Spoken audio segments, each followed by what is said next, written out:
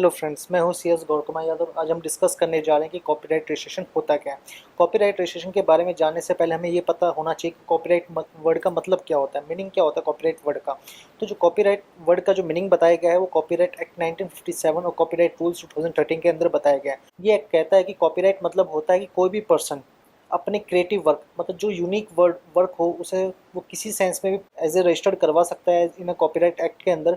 उसने कोई बुक लिखी हो या कोई कंटेंट लिखा हो या आर्टिकल लिखा हो, कोई म्यूजिक्स बनाया हो या कोई वेबसाइट बनाई हो, कोई कुछ भी बनाया हो वो बट उसका वो यूनिक वर्क होना चाहिए, क्रिएटिव वर्क होना चाहिए। वो पर्सन उस वर्क को कॉपीराइट एक्ट में रजिस्टर्ड करवा सकता है। उसके बाद उस पर्सन के पास एक एक्सक्लूसिव राइट आ जाएगा उसके वर्क के रिगार्डिंग।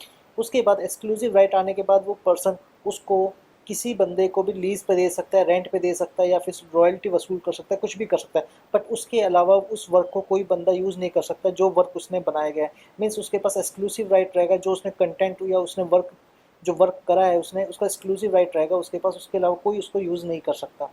और आपको मैंने पहले ही बताया कि उसे असाइन कर सकता है, रेंट पे दे सकता है, उसके चार्जेस ले सकता है। जैसे आप फिल्म स्टार को देखते हो या कोई मूवी देखते हो, उसमें सॉन्ग्स आते हैं, सॉन्ग्स के क्या होता है कॉपीराइट करवाए जाते हैं। कॉपीराइट के बाद वो कॉपीराइट्स बेचे जाते हैं जिसके थ्रू जिसने वो सॉन्ग लिखा होता है या सॉन्ग जिसने गाया होता है, साउंड रिकॉर्डिंग करी होती है, उन पर कॉपीराइट आ जाता है और उसके उसके थ्रू वो रेंट और उससे रॉयल्टी वसूलते हैं। सेकंड कि कॉपीराइट रजिस्ट्रेशन में ये चीज़ें इंक्लूड नहीं होती है।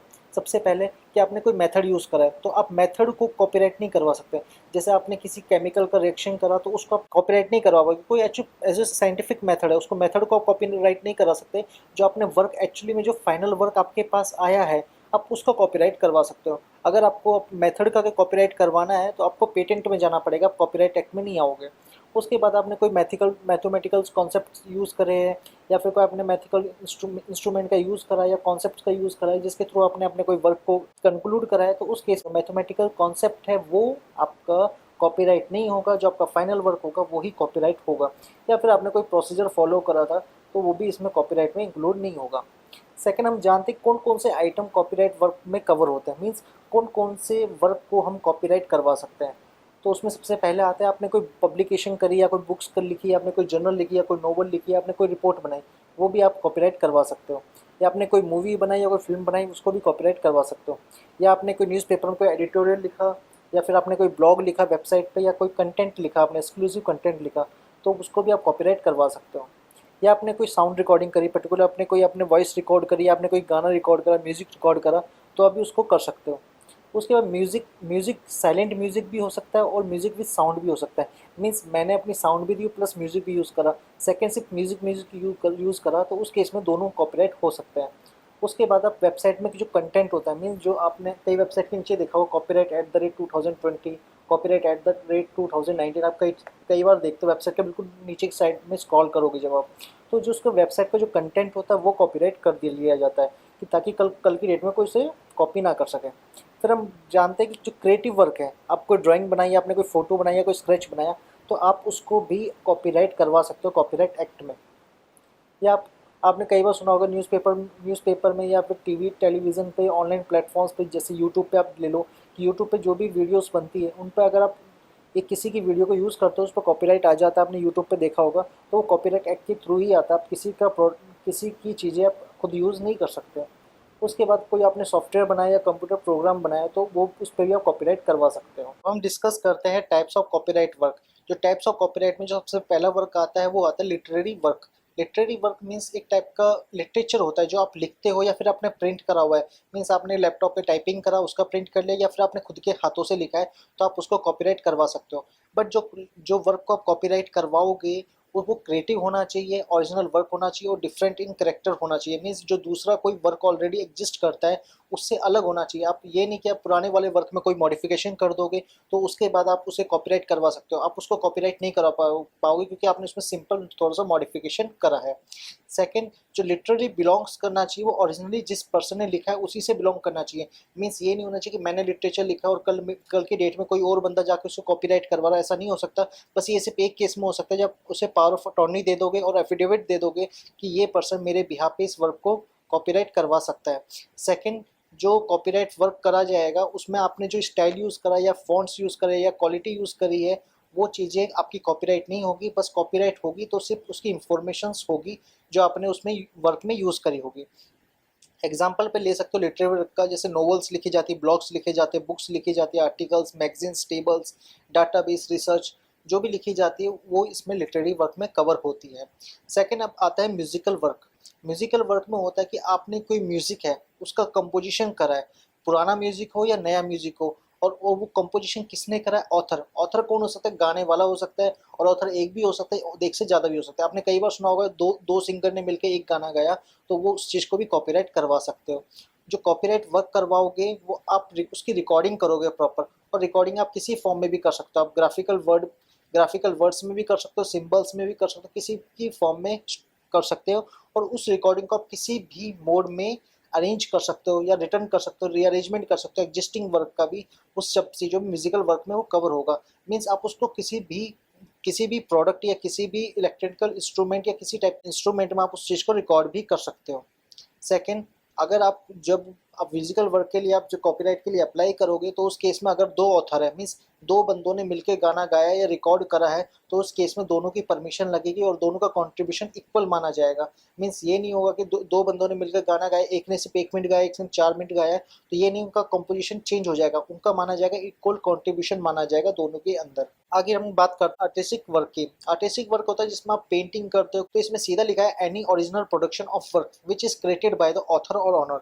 ऑथर ऑनर की जिसने वो चीज़ बनाई है या उसने क्रिएट करी है, able to represent in a material form. मतलब ऐसा नहीं कि आप उसे बस ख्वाबी पुलाव बना रहे हो कि मैं ड्रीम में ऐसा बनाया कि ऐसा ऐसा कर लूंगा, ऐसा नहीं। उसका मटेरियल फॉर्म है, या फिर आप लैपटॉप में दिखा पाओ या फिर उसे पेपर पे दिखा पाओ। थर्ड चीज़ उसमें होनी चाहिए, उसमें क्वालिटी होनी चाहिए to enter in the copyright register. Means वो वर्क इस टाइप का होना चाहिए, वो डिफ्रेंशिएट होना चाहिए बाकी वर्क से, कि ताकि वो कॉपीराइट वर्क में आ सके। उसके बाद जो आर्टिस्टिक वर्क होगा वो कम्प्लीटली लॉजिकल और डिटेल होना चाहिए। उसमें कोई ड्राइंग्स भी हो सकते हैं, एनिमेशंस भी होते हैं, फोटो भी होते हैं, स्केच भी हो सकते हैं, map, diagram, designs, models, plans of statues, chart, painting, आप कुछ भी हो, वो सब इस आर्टिस्टिक वर्क में के अंदर ही कैटेगरी में आएगा। इसमें नोट करने की बात है, आर्टिस्टिक वर्क बनाया है वो ऑलरेडी किसी गुड्स और सर्विसेज से वो बिलोंग करता है या फिर उसको रिप्रेजेंट करता है, तो उसके लिए आपको सर्टिफिकेट लेना पड़ेगा फ्रॉम ट्रेडमार्क रजिस्ट्री, क्योंकि वो अपने जो प्रोडक्ट है उसको दूसरे प्रोडक्ट से डिफ्रेंशिएट करने के लिए सर्टिफिकेट चाहिए होगा। अब आते हैं साउंड रिकॉर्डिंग के बाद। जो साउंड रिकॉर्डिंग है, आप उसमें वॉइस भी रिकॉर्ड कर सकते हो और दूसरे बंदे की भी रिकॉर्ड कर सकते हो, बट अगर दूसरे बंदे की रिकॉर्ड करते हो तो उस बंदे की परमिशन उसमें जरूरी होनी चाहिए। तो इसमें दिया हुआ है कि रिकॉर्डिंग ऑफ वॉइस और sound irrespective of method और means used by the production of sound it may be recording in any manner. आपने किसी तरीके से वो आवाज़ प्रोड्यूस करी हो या आपने किसी मैनर से वो रिकॉर्ड करी हो, तो वो भी साउंड रिकॉर्डिंग में कवर हो जाएगा। और sound recording includes an audio recording of sound, किसी आवाज़ की थी उसकी ऑडियो रिकॉर्डिंग कर ली, वो भी इसमें आएगा। और वो आप कोई भी स्पीच हो सकती है, कोई लेक्चर हो सकता है, बुक हो सकती है, नॉवेल्स होती है, कोई मैगजीन लिखी थी आपने उसको वर्बल फॉर्म में रिप्रेजेंट कर दिया, तो वो भी इसमें कॉपीराइट वर्क में आ सकता है। इसमें नोट करने की बात है कि अगर आप एप्लीकेशन लगाते हो साउंड रिकॉर्डिंग के लिए कॉपीराइट एक्ट में, अगर आपने एक ही सीडी के अंदर 5 से 6 सॉन्ग के लिए आपने अप्लाई कर दिया, तो जो 5 से 6 सॉन्ग है उनको डिफरेंट डिफरेंट वर्क माना जाएगा और उन सबके लिए फीस डिफरेंट डिफरेंट चार्ज करी जाएगी। इसका मतलब ये नहीं होगा आपने एक एप्लीकेशन लगाई तो सभी एक एप्लीकेशन में कवर हो जाएगा। जितने ज़्यादा वर्क हो गए उनको अलग अलग डिफ्रेंशिएट माना जाएगा। अगर इसमें कोई दूसरी पार्टी इन्वॉल्व है, जैसा मैंने बताया साउंड रिकॉर्डिंग आपने किसी दूसरे बंदे की करी है, तो उस बंदे की हमें नॉन ऑब्जेक्शन सर्टिफिकेट चाहिए होगा, ताकि हम उस वर्क को यूज़ कर सकें। और sound recording will be submit under category of musical work. तो साउंड रिकॉर्डिंग का जो भी वर्क होगा वो म्यूजिकल वर्क की कैटेगरी के अंदर सबमिट करा जाएगा। जैसा वीडियो में दे सकते हो कि एक बंदा गाना गा रहा है, उसकी वॉइस रिकॉर्ड हो रही है दूसरी जगह। अब आते हैं सिनेमेटोग्राफ फिल्म्स की। जो रिकॉर्डिंग ऑफ एनी विजुअल, मतलब आपने कोई चित्र को रिकॉर्ड कर रहे हो, इमेजेस को रिकॉर्ड कर रहे हो विद साउंड और वॉइस और विदाउट साउंड और डिवाइस, किसी भी डिवाइस में और किसी मैनर में आप उसको रिकॉर्ड कर रहे हो, plus it may B store और रीस्टोर इन एनी डिवाइसेस, वो किसी भी डिवाइस में उसको स्टोर कर पा रहे हो, तो वो सिनेमेटोग्राफ फिल्म के कैटेगरी में आ जाएगा। इस कैटेगरी में इंक्लूड होती है short film, TV advertisement, live anchoring, live show, YouTube पे आप लाइव करते हो वो भी इसमें इंक्लूड होता है, stage performance, live telecast, TV, online platform, ये सब चीज़ इसमें इंक्लूड होती है। अब हमने जान लिया कि सिनेमेटोग्राफ फिल्म्स के बारे में, ये इस टाइप के सारे वर्क होते हैं जिनको आप कॉपीराइट करवा सकते हो।